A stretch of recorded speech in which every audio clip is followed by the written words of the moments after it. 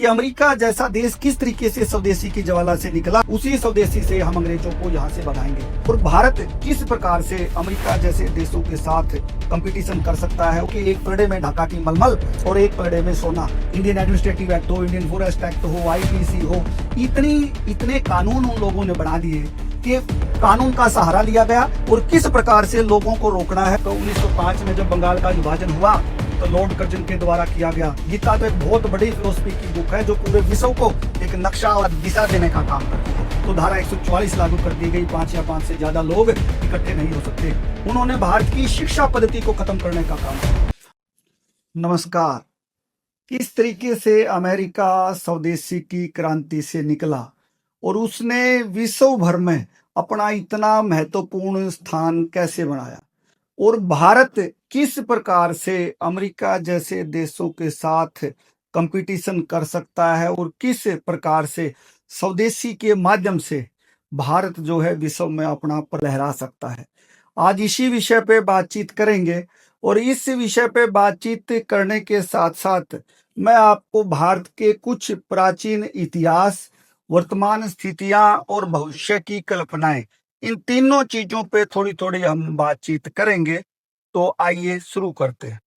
सबसे पहले अगर मैं आपके साथ बातचीत करूं अमेरिका की, अमेरिका भी भारत की तरह जो है अंग्रेजों का गुलाम रहा और अंग्रेजों की गुलामी में उसने बहुत कुछ दंश भी सहा। भला हो जॉर्ज वाशिंगटन जैसे वहां के नेताओं का, जिन्होंने स्वदेशी की ज्वाला जलाई और इसी स्वदेशी की ज्वाला के माध्यम से वहां पर आंदोलन हुए और आंदोलनों के बाद वहां स्वतंत्रता प्राप्ति अमेरिका के लोगों को हुई। अगर आप बात करें 1775 से शुरू होके और 1783 तक का 8 साल का जो कालखंड अमेरिका का रहा, उसमें जॉर्ज वॉशिंगटन जैसे सक्रिय नेताओं ने, इसके साथ साथ थॉमस जेफरसन और अब्राहम लिंकन जो बाद के जितने भी नेता रहे, उन सभी ने स्वदेशी की ज्वाला को बढ़ाया।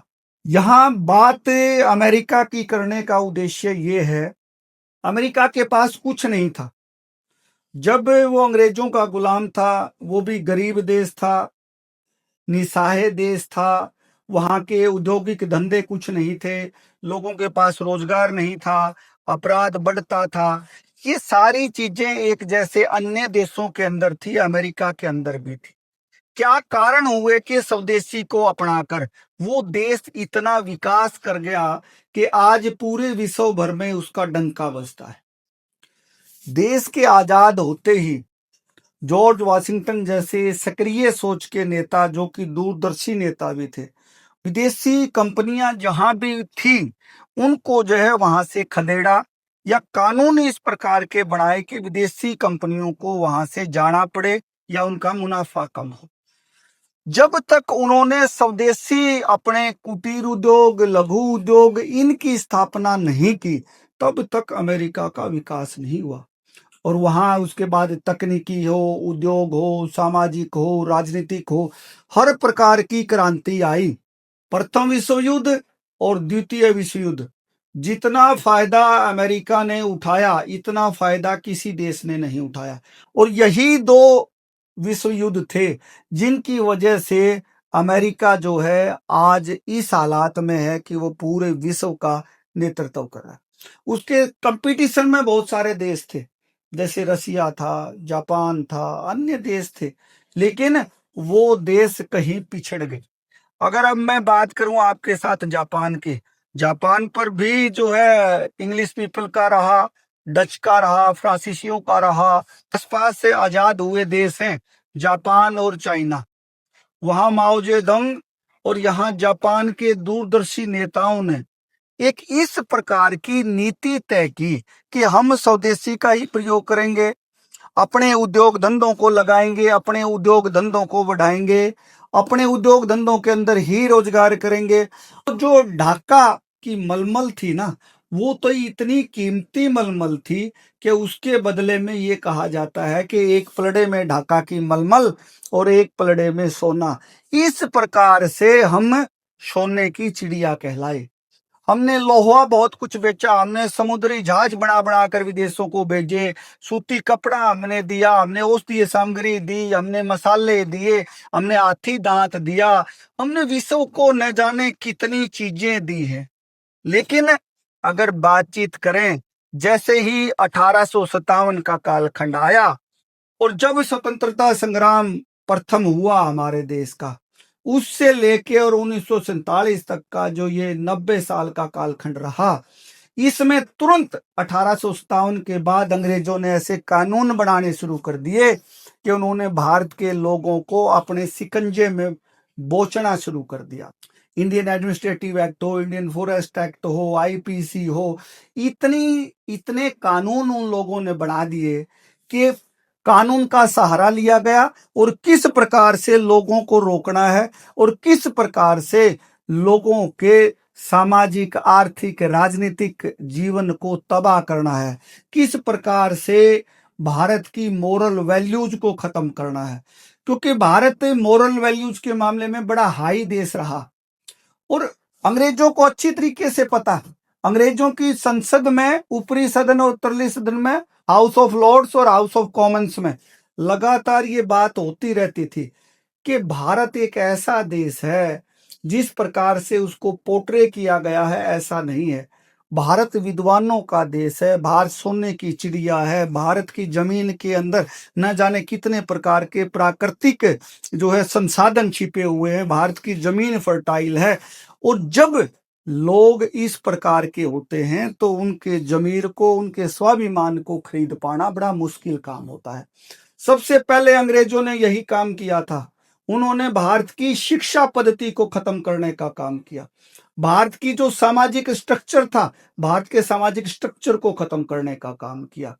ये बहुत सारे इशू हैं जिन पे एक अलग वीडियो बन सकती है और मेरा प्रयास है कि गौरवशाली भारत से आपको रूबरू कराया जाए ताकि आज के युवाओं के अंदर एक जागृति पैदा हो कि हम किस प्रकार के थे, हमारे पूर्वज किस प्रकार के थे।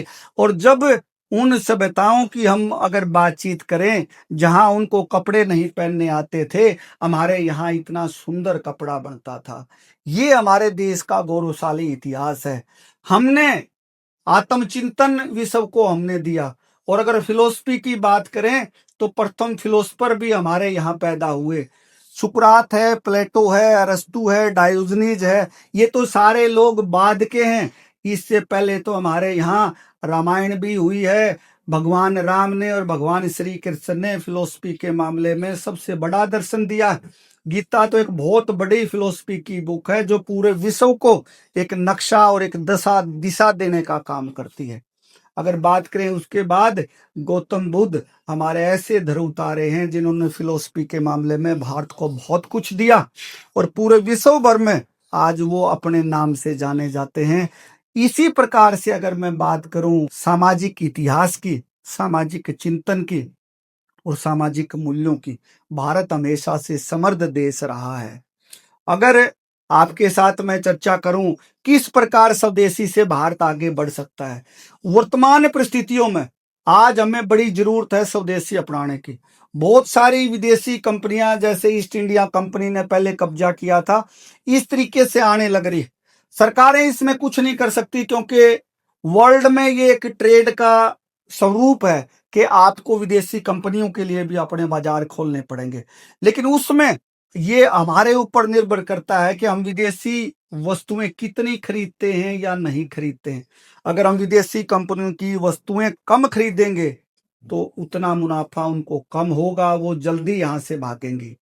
ज्यादा से ज्यादा आग्रह आप भी विदेशी वस्तुओं को खरीदने का अपने आस पड़ोस में अपने सगे संबंधियों से कीजिए।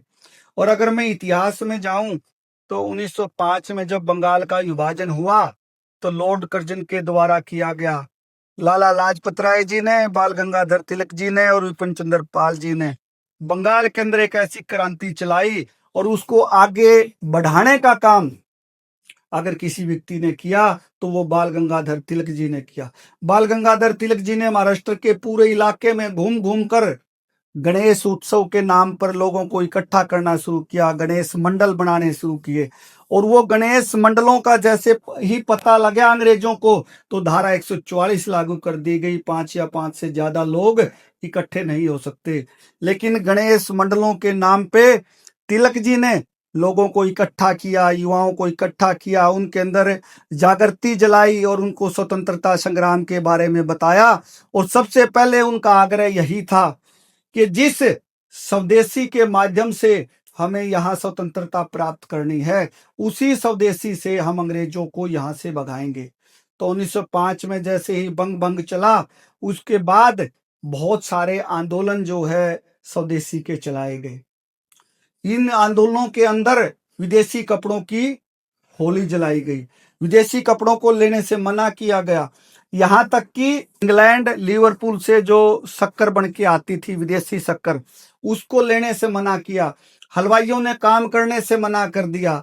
और उसके बाद अगर मैं और आपके साथ बातचीत करूं, उसके साथ अंग्रेजी साबुन हमारे यहाँ आते थे, वो भी हमने अपने यहाँ घरों में उपयोग करना मना किया। बहुत सारी चीजें ऐसी थी, बहुत सारे लघु उद्योग चलाए गए और बहुत सारी चीजें ऐसी थी जो बहुत कई जगह पे बैन की गई। ये एक लंबा विषय है, मैं इसके बारे में 1-2 वीडियो की सीरीज और लेके आऊंगा। आज हम केवल यही समझने के लिए हमने इस वीडियो का निर्माण किया था कि हमें ये जानकारी लग सके कि अमेरिका जैसा देश किस तरीके से स्वदेशी की ज्वाला से निकला और किस तरीके से आज विश्व पर राज कर रहा है।